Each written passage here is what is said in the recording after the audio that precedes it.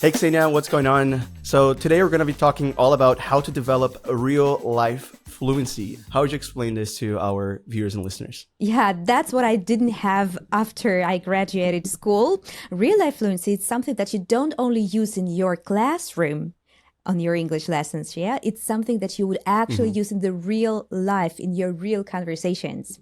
It's not like situational fluency where maybe in the classroom, as you're saying, or speaking with a friend, you're fluent, you can say like everything you want to say, but then when it's time to actually go out there and speak with real people in real life situations, you get stuck, right? You keep translating in your head.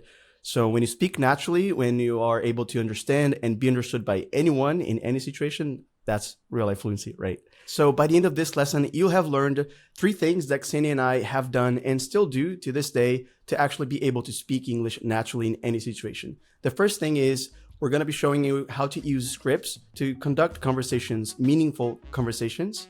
We're also going to show you how to never get stuck when you're speaking and always find another way to say what you want to say, to not only have just one expression to say what you're thinking. And at the end, we're going to teach you how to actually learn, how to actually acquire all of these words and expressions to put in your arsenal of vocabulary. Wow, nice. What a word you just used. What is an arsenal? Yeah, I'm using this expression figuratively here, not literally, because literally it's the collective of weapons like firearms and different weapons. So in this case, it's just like your tools, your tool belt, your toolkit of words and expressions, so you can again never get stuck. Because if we only know one way of saying something and you forget, for any reason we just forget that word, we're gonna get stuck, we're gonna freeze. So in English, when talking about English before, like those are like phrasal verbs or idioms or something like language things that you can use in your conversations, right? Exactly, those building blocks of fluency. So before we get started, let me just tell you that if your goal is to become a confident, natural English speaker, you should subscribe to this channel and also hit the bell down below so you don't miss any of our new lessons. So Ksenia, I want to get started with this lesson with the first segment that is all about how to use scripts to conduct conversations more easily, how to practice with scripts. And I know you brought us a couple different versions here, a couple different scripts for us to practice with. What is that first one that you have brought us? And actually, even before that, let me ask you, how do you use a script? And what is a script in this context? Yeah, I think that's an important thing to do first, to define what script is, because maybe you have other different understanding of that. Imagine you are preparing for a job interview, right? And you just want to make some bullet points, what you want to talk about, highlighting your strengths, right? Or if we're talking about, let's say, a play, a theatrical play, then you'll have like a script, like a complete transcript of the whole play with the words of all the speakers. Yeah, that's the traditional understanding of what script is. So why do you want to use a script in your conversations? First of all, that's really helpful for people who feel stuck, who don't feel confident speaking English. That's what they can do in preparation to having real conversations. So you would be sitting at home in your comfortable environment. You would have some lines or some questions you want to ask, or you imagine you can be asked and you'll be thinking about some answers you're gonna give to this question, right? So that's what it is about, just like imagining or acting out a real life situation, but in preparation to it. So you kind of imagine a real life situation, right? And I brought today examples of 2 real life situations that can happen, 2 scripts for you guys. And I hope you'll find them very helpful in your preparation for real life conversations. So Ksenia, I noticed you used an interesting phrase there. At least the way you spoke it, the way you said it sounded interesting to me. You said what it is about. Yeah. What is that? What did you say there? That's a very convenient way to say that, actually, because both words, they end with a T sound, what it is. Yeah. And when they are followed by the vowel, American the sound happens to them, right? American flap team. So basically T turns into a D sound. What it is. What it is, what it is. And guys, you can actually try and repeat it after me. What it is about. Nice. Yeah. Connected speech is a common feature of English. You can see it in all accents. And it's really great to learn it so it can sound more natural too. We're talking about having real life fluency. And I think the way you sound it has a lot to do with that too. And different phrasal verbs, collocations, they always come, or they usually come with connected speech because, again, it's a more convenient way of pronouncing these words. So let's get started with the first script. What did you bring? Okay, yeah. So that was a real life situation that happened to me. I just came back from my trip to Denmark and I took a walking tour, and this guide, he recommended that after this 2.5 tour on foot, we were walking in the downtown area in Copenhagen. He said, guys, there is this very authentic food stand selling hot dogs, Danish hot dogs. You gotta try them. And of course, I really wanted to try them. So I went to order hot dog and I was using English there. So I thought that we could act it out together with you. And guys, I just wanted to tell you that you could actually use the same script here because on the app you get the transcript, so you can pause and read the sentences, questions and answers. But when you want to create your own script for your own situation, maybe you want to go to a fancy restaurant, not to buy hot dog at a food stand. So basically try to learn some of the vocabulary. So maybe we'll start from some of the vocabulary here, right? For example, easy, when you want something not sweet, how do you say that? What is the word for not sweet? Savory. Exactly, that's savory. Yeah. So you want to learn those words which define the taste, like sweet, spicy, savory, right? Then there was another interesting thing on the side. Do you know what on the side means when you order at the restaurant? Yeah, because you can order something and ask for an additional topping or something extra. And if you don't say that you want it on the side, they'll mix it with the thing itself, right? It's also like it's about salad or something to the main course, which goes on the side to the main course. So it's also maybe something about salads. But you also use another word like topping, or it's topped with. It's basically when they use all those sauces. So maybe you want to learn some names of the sauces like mayonnaise or mustard. Right? Mustard is that spicy sauce. So something like that. That's a very good advice just to review some vocabulary, food-related vocabulary. Do you want to start with the script? I would ask you to act like a vendor. That's another piece of vocabulary here. Vendor is a street seller, right? All right. So I'm the vendor. And let's imagine that we are at a park for a better immersion experience. So here you go. Hi there. What can I get for you today? Hey, hello. I would like to try your hot dog. Would you like the classic hot dog or one of our special ones? We have beef, chicken, and even a vegetarian option. I don't know. Which one is the most popular? Well, I got to say the most popular choice that our customers go with is the spicy beef roasted hot dog. It's a long beef sausage served in a toasted bun, topped with pickles and onions. Ooh, I don't really like spicy food. No problem. We also have a mild beef option, and you could go for the classic chicken hot dog. Would you prefer one of these? Oh, yeah, I'll go with the classic one. By the way, Easy, just like we used in this script, the phrasal verbs to go for and go with, I just wanted to make a quick comment on that. So basically, they mean the same thing, like to make your choice. It's just like when we're talking about a broader choice, like focusing on your making a decision, so you would want to use go for. And in these situations when you already like gave me some options, and when I'm choosing among those options, I would use the phrasal verb to go with. So I'll go with the classic one. If you notice, I use this one. Yeah, so one thing that you said before that I thought was nice is about the importance of learning the different vocabulary. For example, the toppings. So say you want to order, you don't need to start speaking immediately when you go talk to the person. You can look at the menu and see exactly what you want to order, learn the vocabulary that's there, and then you start speaking, right? You know what I thought about that? Actually, I missed an opportunity to ask several questions because I did exactly what you just did. I learned the menu, and I already knew what I wanted to order. So I basically came up and that dialogue happened. But I could ask, what is this? What is that? Because they had some sauce that I didn't know what that sauce was, but I was okay with trying anything because I wanted to immerse myself in the culture and that,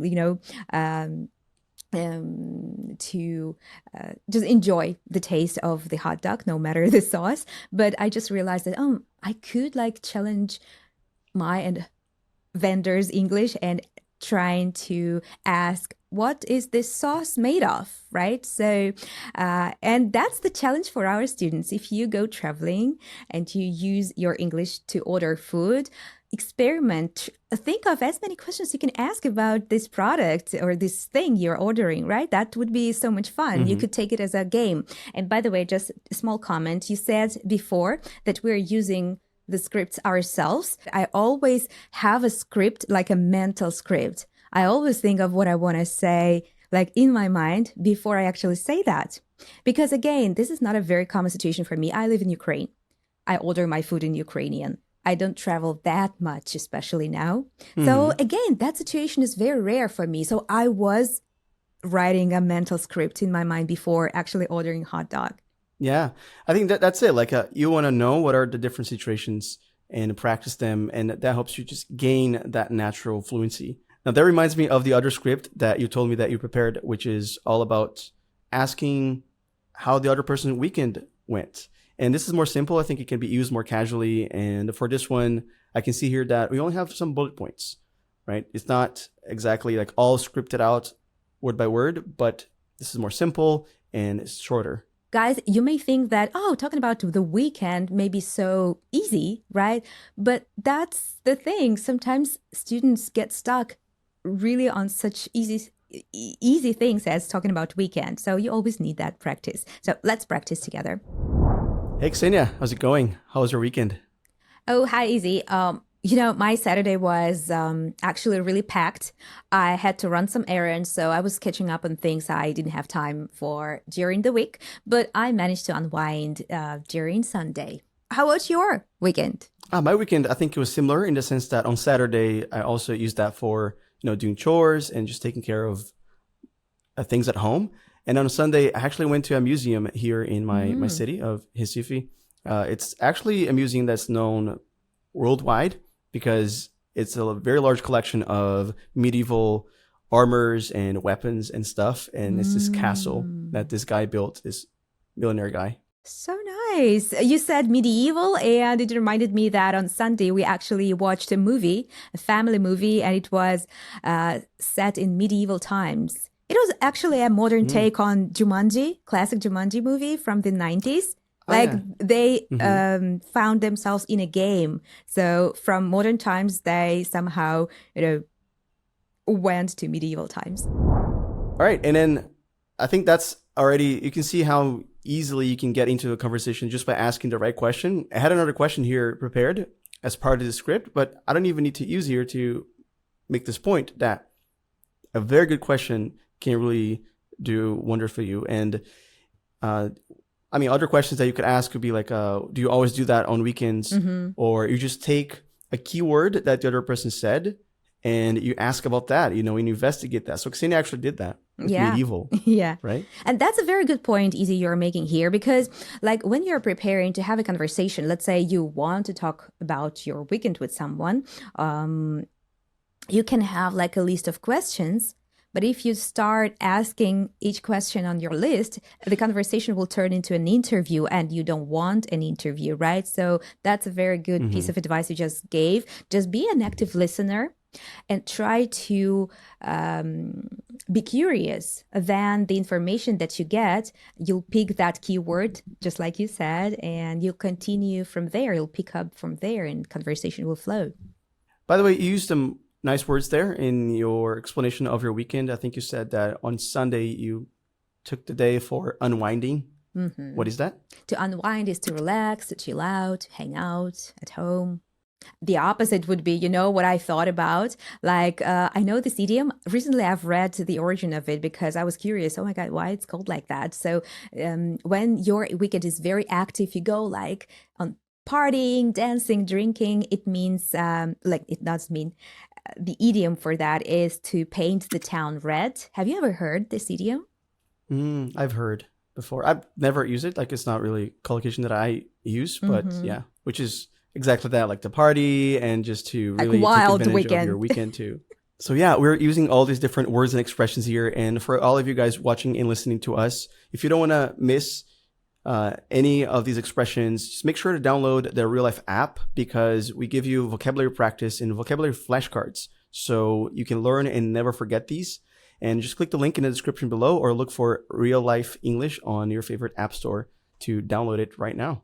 So I want to continue, Ksenia, here with the wordplay, and now talk about how to never get stuck and how to always have another way to say what you want to say, even if you forget the word you want to use. And we do that by paraphrasing. So I prepared a game for us to play.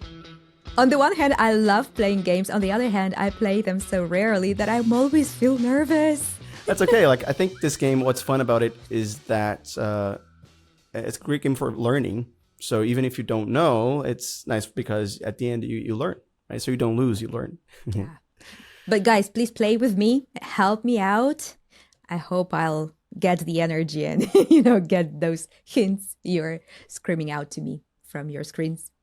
Okay, so for this game, I'm going to give you phrasal verbs one at a time, and give you 30 seconds to remember and tell us as many alternatives for that phrasal verb that you can. Let's get started. The first one is give up. So I'm going to do a countdown, and you're going to have 30 seconds to give us as many synonyms as you can. So 3, 2, 1, go. Okay, so give up in the meaning of stopping doing something. It's just stop, quit, go cold turkey. So give up in the meaning of like be defeated, so to surrender, give up. I don't know, give in is slightly similar to give up, like a small nuance here. And time. Okay. Nice. Give in. How would you do, like, these are similar, but they're slightly different. What's the difference? That's actually not very easy to explain, but I try to illustrate it with examples. So imagine give up is like you just like really stop doing that. So you make a decision to stop, no more. But give in is something that you can't resist. So for example, I'm on a diet, but here I see this beautiful tasty pie and it smells so good and I just can't resist. I give in and I take a piece.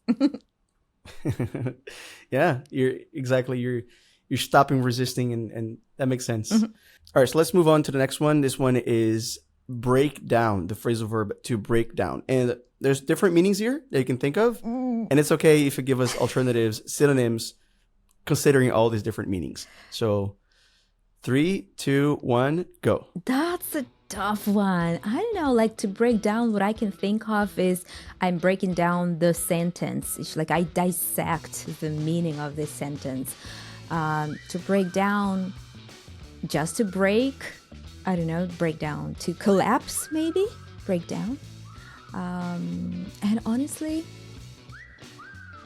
I can see this countdown approaching 0. I can't think of anything else. Break down, break down. All right.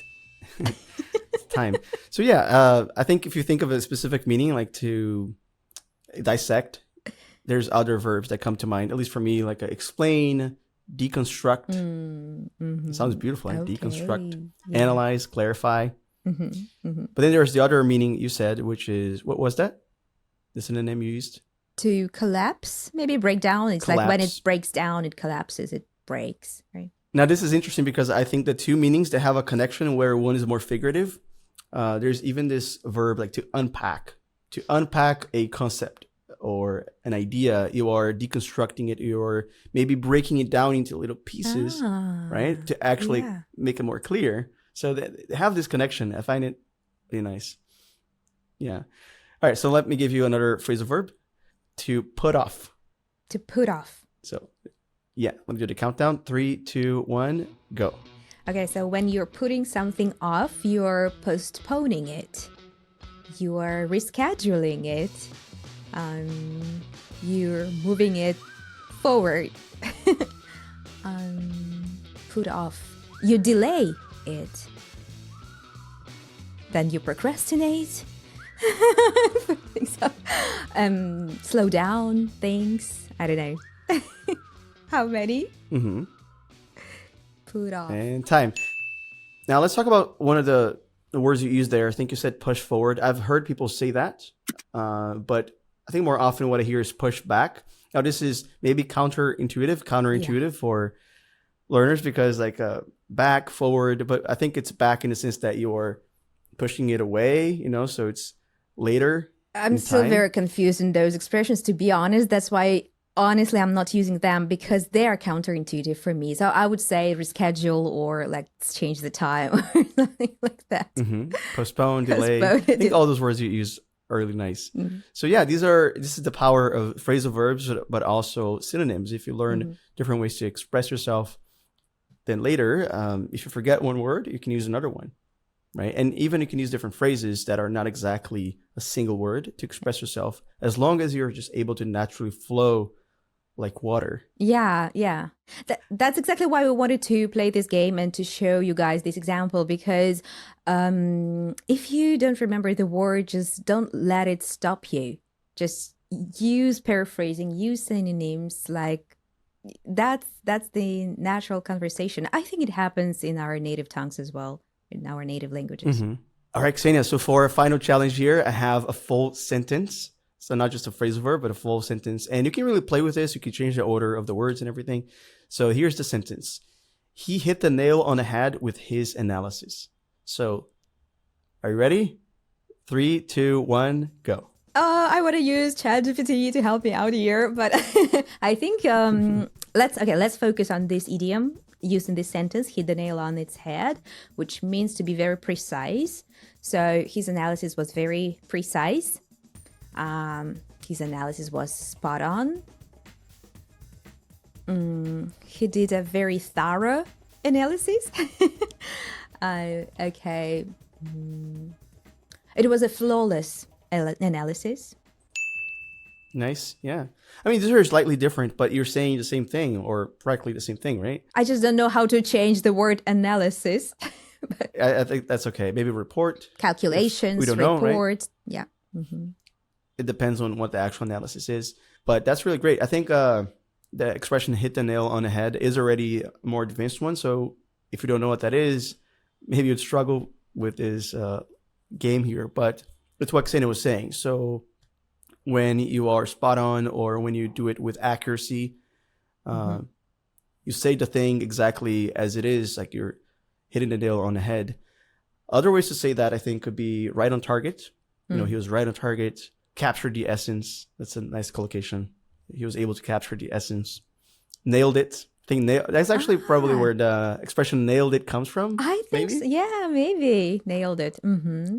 Anyway, so it's a lot of fun, because I think just by playing the synonyms game, you can play this with friends too, in your own language even. It gives you that mastery of a vocabulary that has everything to do with real life fluency. So in this lesson, Ksenia and I have been using all these different advanced vocabulary, and I'm curious to know if you remember the meaning of the word unwind, the verb to unwind. Do you feel like you know what it is? Or maybe you sort of know the meaning? Or maybe you just don't remember? How about the word savory? Do you know what it means? Or you sort of know it? Or maybe you just don't remember at all? All right, so what I'm doing here is testing your ability to internalize vocabulary. And this exercise that we just did is exactly like flashcards work, which learners use to learn new words. Now, what I find really great about our lessons when you watch them on the RealLife app is that the app automatically saves all these advanced words and expressions that Ksenia and I have been using, so you can practice, learn, and never forget them. In fact, I have a message here from our learner of the week. Her name is Marta Osorio, and she left us a 5-star review on Google Play, and also a message that goes like this. I love this app. It's very useful, and I've learned a lot of vocabulary, especially with spaced repetition. I don't miss a single podcast. Thank you very much. 𝗥𝗲𝗹𝗹𝗪𝗧. So if you guys out there, if you want to remember all the words you want to use in real conversations, and stop translating in your head, you should do it just like Mata and download the RealLife app. You can click the link in the description below for a shortcut, or you can simply search for RealLife English on Google Play or the App Store. And this really is the best way for you to learn with this lesson and all of our other lessons. So I'll see you there, and yeah.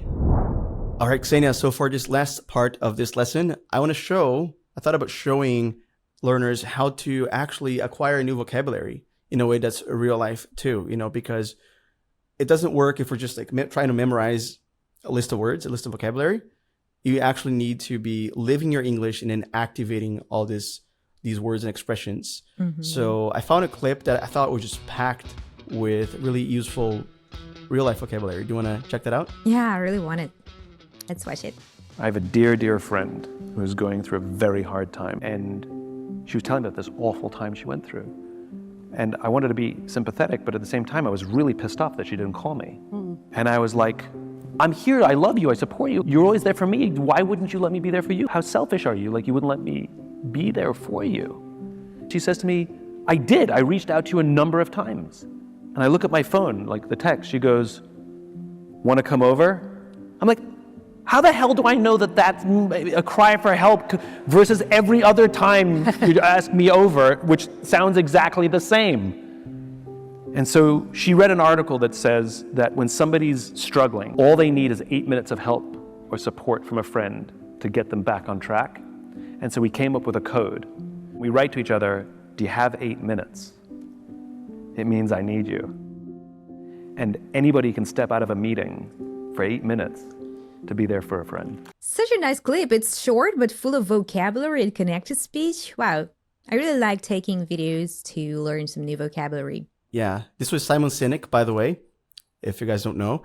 And Simon, he is really great because he talks about leadership and stuff that would be interesting for companies and professionals to learn, but also I think for individuals, he talks a lot about purpose, friendships, connection, and the things he talk about is really special. So just to summarize what he was explaining here, he was talking about something that a friend and him came up with, an idea to be there for each other, to really support each other in tough times. Let's start breaking down the vocabulary here, right? The vocabulary. So going through is a nice collocation there. What does that mean? It's more basic level, I would say, but still it's interesting to know that is a common collocation, right? Going through. What does it mean? Yeah, when you go through something, you live through this, you experience that, right? By the way, just a very small comment on what you just did, you summarized. I think I'll recommend our students that they do the same. Whenever you guys watch a video with a learning purpose, first you should stop and just say out loud what you just heard, what it was about, right? That's such a great thing to do. So he was saying that his friend was going through a very hard time and he wanted to be sympathetic. Simon did. So what is that, to be sympathetic? When you are sympathetic, you show care and try to understand another person. There is an interesting expression to put yourself in somebody's shoes. Yeah, that's being sympathetic, trying to care and understand. To have sympathy. Now, he said that when he found out that she was going through a tough time and she hadn't told him about it, he got pissed off. He got really pissed off that she didn't call him. What does that mean, to get pissed off about something? That's a very casual way to say that you got angry. Something upset you and you got angry. So pissed off, I got pissed off. Very casual way, very common. So he continued by saying that you always want to be there for a friend. So to be there for a friend is exactly to support them, you can really picture it, right? Like I'll be there for you. I can, in my head, playing this song. The classic song, the Friends opening song. Anyway, so she said, his friend said that she tried to reach out to him a number of times. So when you reach out to somebody, you try to call them, you send them a message. That's to reach out.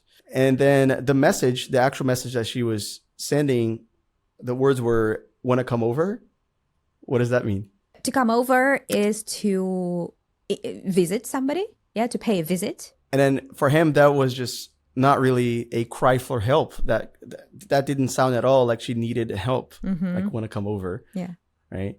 A cry for help is that. It's like when you are really needing somebody's help, and then you maybe even figuratively scream, like you're just like, help. Yeah. But not literally necessarily. Like you can just be needing help, and then you send a message as a cry for help. So his friend later discovered through a research that if you want to support a friend that's, going through a hard time like this, if you dedicate 8 minutes to speak with them, 8 minutes to be in a conversation with them, that is usually enough to get them back on track. Back on track. What is that? I like that. So when you are like falling behind or you're distressed, so there are different situations. When you come back on track, you come back to your usual routine. It's like coming back to previous state. You're getting back on track. So they came up with this code. They had this idea of this code. They came up with a code that's basically just saying, hey, do you have 8 minutes? And that was brief, quick, and already, it showed that cry for help, like, please help me. That was nice, right? And it's a very short clip, and there's so much vocabulary in it. And all of this is super useful that you could use in everyday conversations, I would say. Yeah, right? He also said like 8 minutes, it's always something that you can give your friend. And there was another phrasal verb he used, like step out of meeting. And he used connected speech here as well, step out of meeting. Yeah, to step out means like to leave the room or building for a short period. So that was another piece of vocabulary here. So as I was saying, this was a short clip, but you can see if you actually watch something with the purpose of learning, you can extract so much vocabulary from it. And again, the great thing about the RealLife app is that you can do this sort of exercise with these lessons, because we highlight all the more advanced vocabulary and give you flashcards so you can learn these and never forget them. Just like we broke down the dialogue here or his lines, we sort of do that too on the app, and it's really effective, I'd say, for learning. Now, 𝗥𝗲𝗹𝗟, this was amazing, and I think there's a lot of value in practicing all these things that we shared today. So the first thing was scripts. You can come up with your own scripts for the situations that you often find yourself in, or that maybe you can expect that you go through in a trip or something, right? The second thing was learning synonyms, so you can have different ways to express your ideas, your thoughts. Remember that fluency has that connection with a fluid or a flow. It comes from the same idea. So if you want to flow with the language, you're going to need to learn different ways to express yourself. And the third thing we did here was exactly watching this clip and learning how to actually build vocabulary, how to actually expand your active vocabulary. So 𝗥𝗲𝗹, it was a pleasure to do this lesson with you. Thank you so much for joining us today, for learning with us. And if you enjoy our content, an easy way to support us is, of course, to give us a 5-star review. If you are listening us to a streaming platform like Spotify or Apple Podcast, you can follow us there, recommend us to your friends who are also learning English. And if you are on YouTube, please write us a comment. Tell us what you think about this podcast. Maybe give us a suggestion for a new episode, for a new topic, and subscribe to the channel and hit the bell down below. And if you haven't yet tried the RealLife English app, and if you haven't listened to this episode on the app, that's the right thing to do, because you're not only listening and watching the videos, you're also following the interactive transcript there. The app is free to download. We will be leaving the link below. So take the link, download the app, and try it out today. And yeah, thank you so much, Izzy. I really enjoyed this lesson because, it brought back some really good memories from the university times. We did write lots and lots of scripts. That's how we learned. And you, dear viewers and listeners, thank you so much for joining us. Really appreciate that you're choosing us to support you, to guide you on your English learning journey. So guys, as we always say on this podcast, no matter what divides us, that which unites us is far greater. 1, 2, 3. Oh, yeah. About it. cultivating meaningful friendships doesn't just improve your social life, it actually fuels your personal growth. It supports you in tough times. And I would even say chasing your dreams, it's kind of hard to do it alone, without any support, without any friends to share your journey with. And at Real Life English, we really believe that English is deeply connected with your life's journey. So we don't like to pretend that it's just English, just study English and that will do it for you, because it doesn't.